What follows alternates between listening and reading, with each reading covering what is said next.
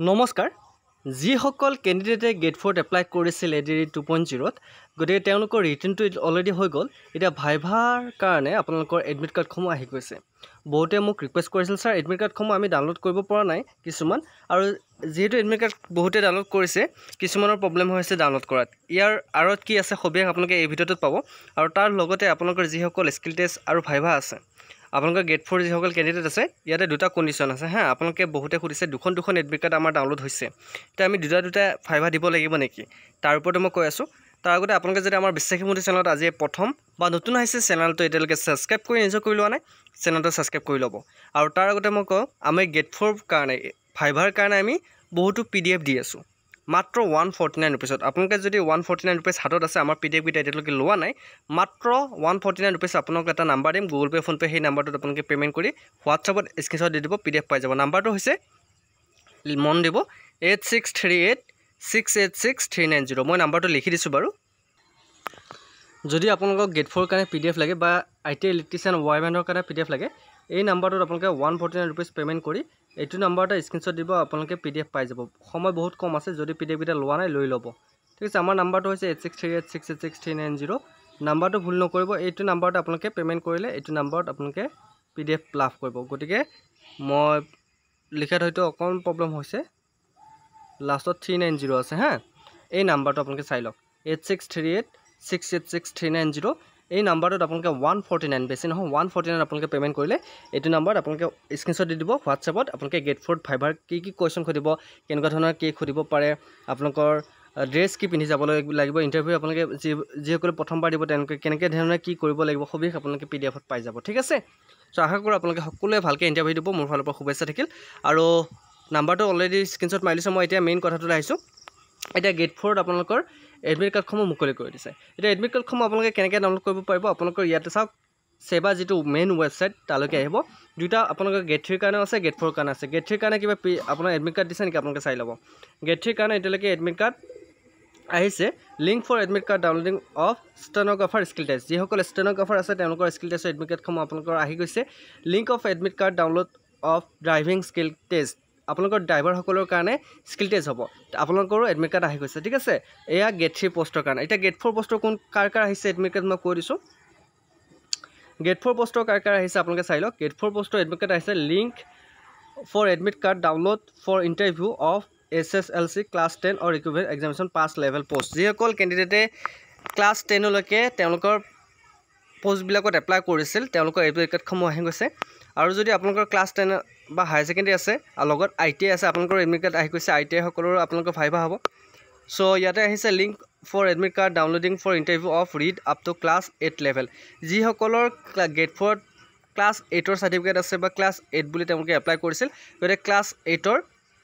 আপোনালোকৰ এডমিট কাৰ্ডসমূহ আহি গৈছে এটা মেইন কথাটো হ'ল ক্লাছ 8 আৰু ক্লাছ 10 যদি আপোনালোকৰ দুটা পোষ্টত এপ্লাই কৰা আছে তেতিয়া হলে আপোনালোকে কি কৰিব চাওক আপোনালোকে যদি ক্লাছ 10 আৰু ক্লাছ 8 ৰ দুটাতে এপ্লাই কৰিছে তেনেহলে আপোনালোকে দুখন এডমিট কাৰ্ড পাব এখন হ'ল 8 লেভেলৰ কাৰণে এখন হ'ল 10 লেভেলৰ কাৰণে এটা আপোনালোকে দুইখন এডমিট কাৰ্ড পালে আপোনালোকে বহুতে মোক ৰিকুৱেষ্ট কৰি আছিল স্যাৰ এটো কোৱেশ্চনৰ মই আনসাৰ দিবচোন যে মোৰ দুখন এডমিট কাৰ্ড আহিছে মই ক্লাছ 10 ত এপ্লাই 10 ৰ এডমিট কাৰ্ড আহিছে আৰু 8 লেভেলৰ এডমিট কাৰ্ড আহিছে মই দুটাতে ভাইভা দিব লাগিব নেকি ইয়েস দুটাতে দিব লাগিব কাৰণ দুখন এডমিট কাৰ্ড আহিছে আৰু ইয়াতে মই কৈ দিওঁ যিসকল কেণ্ডিডেটে গ্ৰেজুৱেট দেখুৱাই কেনে গ্ৰেজুৱেট লুকুৱাই কেনে তেওঁলোকে 8 লেভেল বা গেট 4 পোষ্টত এপ্লাই কৰিছিল তেওঁলোকৰটো অলৰেডি নাকচ হৈছে যদি আপোনালোকে 8 এটাতে আপোনালোকৰ ডকুমেণ্টছখন পৰীক্ষা কৰিব আৰু 8 পাছৰ যিসমূহ আপোনালোকৰ সাৰ্টিফিকেট যিসকল কেণ্ডিডেট 8 পাছত এপ্লাই কৰিছিল আপোনালোকৰ স্কুল সাৰ্টিফিকেটখন লাগিব স্কুল সাৰ্টিফিকেটখন ক'ত পাব স্কুল সাৰ্টিফিকেটখন আপোনালোকে য'ত পঢ়ি আহিছে সেই স্কুলখনতে আপোনালোকৰ সাৰ্টিফিকেটখন দিব 8 পাছত ঠিক আছে এতিয়া আপোনালোকে এডমিট কাৰ্ডখন ডাউনলোড কেনে কৰিব ইয়াতে ক্লিক কৰি দিব ক্লিক কৰি দিয়াৰ লগে লগে আপোনালোকে ইয়াতে চাওক এপ্লিকেশ্যন নাম্বাৰ আৰু পাছৱৰ্ডটো কোনটো হ'ব যিটো পাছৱৰ্ড আপোনালোকৰ যেতিয়া আপোনালোকে ৰিটেন এক্সাম দিবলৈ গৈছিল সেই পাছৱৰ্ডটো আপোনালোকে টাইপ কৰিব যদিও আপোনালোকৰ কিবা ভুল হৈ থাকে তেনেহলে ইয়াতে এটা অপচন আছে ফৰগট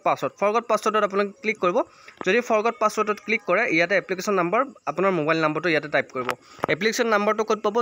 যেটো আপোনাৰ ৰিটেন পাছ কৰিছে সেই ৰিটেন পাছ যেটো এপ্লিকেশ্যন নাম্বাৰ হেতু আপোনালোকে টাইপ কৰিব আৰু আপোনালোকৰ মোবাইল নাম্বাৰটো টাইপ কৰিব আপোনালোকৰ পাছৱৰ্ডটো আহি যাব এটা মেইন কথাটো হ'ল এডমিট কাৰ্ডখন যে বহুতে জনা নাই কি লিখা আছে কি নিব লাগিব তাৰ বিষয়ে কৈ আছো মই এখন এডমিট কাৰ্ড দেখুৱাই আছো আপোনালোকক এইখন এখন এডমিট কাৰ্ড মই কেণ্ডিডেটজনৰ নামটো নেদেখাও বাৰু প্ৰাইভেচিৰ কাৰণে সো এই এডমিট কাৰ্ডখন আপোনালোকে এটা কথা চাওক বহুতে মোক সুধি আছে ইম্পৰ্টেণ্ট ইনষ্ট্ৰাকশ্যনখিনি ভালকৈ বুজাই দিব এতিয়া আপোনালোকক লিখি দিয়ে আছে no candidate will be allowed to enter the interview premise without the admit card আপোনালোকে এডমিট কাৰ্ডখন যেতিয়া ডাউনলোড কৰি ল'ব আপোনালোকে সেইখন লগত লৈ যাব লাগিব সেইখনৰ অবিহনে আপোনালোকক তাতে এণ্ট্ৰি কৰিব নিদিয়ে ঠিক আছে আৰু আপোনালোক কি দিছে ইয়াতে তেওঁলোকে আৰু কথা মেনশ্যন কৰি দিছে interview and it should be produced at security check gate interview will be in 2 season morning and afternoon candidate should come prepared to be at the venue of 4-5 hours ঠিক আছে আপোনালোকৰ মৰ্নিঙতো ইণ্টাৰভিউ হ'ব আফটাৰনুনতো interview হ'ব গতিকে 4-5 ঘণ্টাৰ কাৰণে আপোনালোক আহিব দিছে প্ৰিপেয়াৰ হৈ আহিব দিছে আৰু এটা কথা আপোনালোকে চেকিং হ'ব চেকিঙৰ কাৰণে প্ৰিপেয়াৰ হ'ব যিকোনো বস্তু লৈ নাযাব ঠিক আছে নেক্সট কুৱেশ্যন আহিছে every candidate has to carry at least 1 photo identity card in original issue by government authority for verification আপোনালোকে এখন ফটো আৰু আইডেণ্টি কাৰ্ড লগত ল'ব লাগিব ঠিক আছে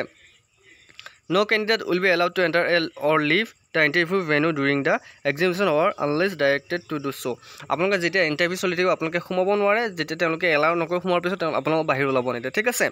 any book mobile phone smart watch calculate or any other electronic device or objectionable material is not allowed আপোনালোকৰ mobile phone calculator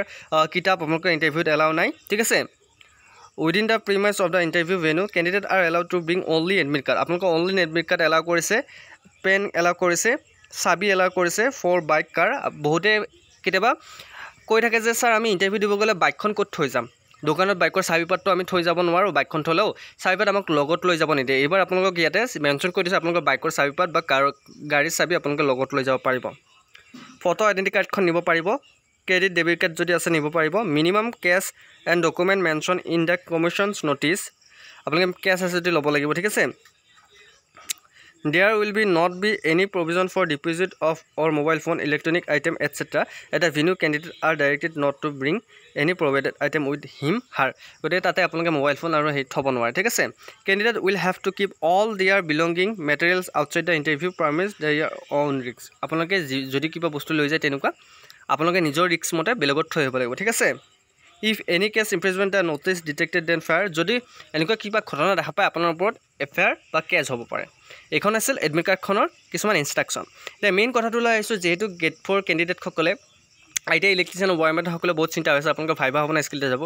যেহেতু CMSR স্কিল টেষ্ট হ'ব বুলি কৈছে কিন্তু এক্সট্ৰাকৈ আপোনালোকৰ আইটিআই ইলেক্ট্ৰিচিয়ানসকলৰ কাৰণে গেট তেওঁলোকৰ সেইটো গেট 3 পোষ্ট নহয় গতিকে সেইটো স্কিল টেষ্ট বুলি অহা নাই আপোনালোকৰ গেট 4 ভাইবা বুলিয়ে আছে আপোনালোকে যিসকলে SSL ক্লাছ 10 বা ক্লাছ বিভিন্ন ধৰণৰ পোষ্টত এপ্লাই কৰিছিল সো আপোনালোকৰ ভাইভাই হ'ব টেনশ্যন ল'ব নালাগে কিছুমান থিয়ৰি কুৱেশ্যন হ'ব আৰু আমি আইটিআই ইলেক্ট্ৰিচিয়ান আৰু ৱায়াৰমেনৰ কাৰণে আমি PDF প্ৰভাইড কৰি আছোঁ যিসকল কেণ্ডিডেটে আমাৰ PDFবোৰ লৈছে ভালকৈ চাবা আৰু যিসকলে PDFবোৰ ল'ব পৰা নাই গেট 4 কেণ্ডিডেটসকলক গোটেইকেইটাই কৈছোঁ এইটো নাম্বাৰত তোমালোকে PDF ল'বলৈ পেমেণ্ট কৰিবলৈ ইউজ কৰিবা ঠিক আছে আমাৰ নাম্বাৰটো হৈছে নাম্বাৰটো কৈ দিছোঁ বাৰু লিখাত অকণমান প্ৰব্লেম হৈছে নাম্বাৰটো হৈছে 8638 686390 8638 686390 এই নাম্বাৰটোত তোমালোকে গুগল পে ফোন পে কৰিব পাৰিবা যদি আইটিআই ইলেক্ট্ৰিচিয়ান ৱায়াৰমেনৰ কাৰণে PDF লাগে বা গেট 4 যিকোনো ধৰণৰ পোষ্টৰ কাৰণে PDF লাগে গেট 4 কেনেকুৱা ধৰণৰ কুৱেশ্যন সুধিব পাৰে ভাইবাত সো নাম্বাৰটো ভুল নকৰিবা ঠিক আছে